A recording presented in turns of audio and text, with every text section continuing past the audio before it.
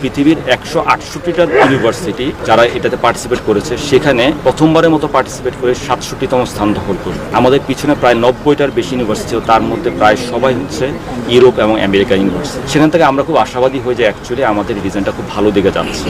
এবং তারপর থেকে গত 3 মাস দিন রাত ক্লাস টাইমের পরে এই ছাত্রদের এবং ছাত্রীদের সাথে করে নিয়ে আমরা দিন রাত ডিটেইলি আমরা সারাত কাজ করেছি। আমরা অনেক সূর্যোদয় দেখেছি, লালমনিরহাটের কুয়াশা দেখেছি, ঠান্ডা দেখেছি, এবং এর মাঝখানে আমাদের সব ছাত্ররা এবং ছাত্রীরা নিরলসভাবে কাজ করে গিয়েছে। সেই কাজের ফলশ্রুতিতে বেসিক্যালি আমাদের আজকের এই ইউএভি, আমরা অলরেডি এটাতে প্রায় 9টা টেস্ট ফাইট করে ফেলেছি।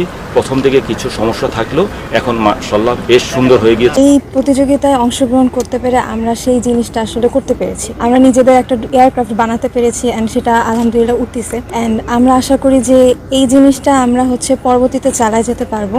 আর আমাদের ফিউচারে নিজেদের উন্নয়নের জন্যই আসলে আমাদের এটা লাগবে, কারণ বাংলাদেশে অ্যাভিয়েশন ইন্ডাস্ট্রি এখনো অত উন্নত না। তো আমরা আশা করব যে আমরা আমাদের নলেজ দিয়ে বাংলাদেশের একটু উন্নত করতে পারবো, অ্যাভিয়েশন সেক্টরে উন্নত করতে পারবো। প্রথমবারের মতো আমাদের বিশ্ববিদ্যালয়ে AIAA ডিজাইন বিল্ড ফ্লাই কম্পিটিশনে অংশগ্রহণ করছে, এবং প্রথমবার আমরা ডিজাইন রিপোর্ট আপলোড দেওয়ার পরে সেখান থেকে আমরা একটা ভালো ফলাফল পেয়েছি। পুরো বিশ্বে আমরা 67তম হয়েছি, এবং আমরা আশা করছি এই এপ্রিলে খুবই শীঘ্রই আমরা এই এয়ারক্রাফটটি নিয়ে যুক্তরাষ্ট্রের অ্যারিজোনাতে টুসনে গিয়ে আমরা ফাইনাল ফ্লাই অফে অংশগ্রহণ করতে পারবো। তো সেই দিক দিয়ে আমরা অনেক আশাবাদী, আমরা সেদিকেই তাকিয়ে আছি যে আমরা ওখানে গিয়ে একটা ভালো পারফরমেন্স করতে পারবো এবং দেশের জন্য ভালো কিছু নিয়ে আসতে পারবো।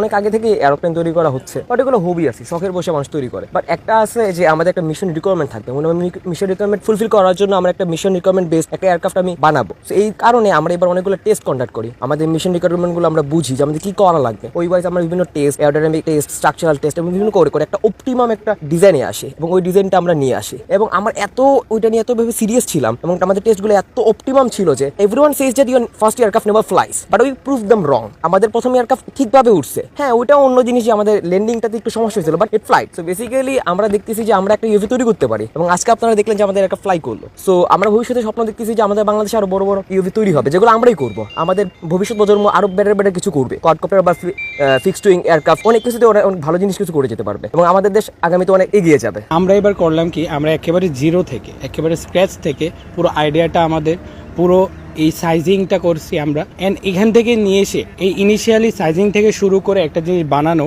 এটা বানিয়ে আমরা আজকে আপনারা দেখলেন যে এটা আমরা আকাশে উঠলো আমাদের এয়ারক্রাফটটা। তো এখানে বাংলাদেশের সুবিধাটা কোথায়, আমরা এই দেশকে সামনে নিয়ে যেতে চাই এভিয়েশনে। এই বাংলাদেশে এভিয়েশন সেক্টরে খুব বেশি সোনালী অতীত নাই, আমরা এটা শুরু করতে চাচ্ছি। আমরা এই দেশে ফোর রানার হতে যাচ্ছি। এই মোটিভ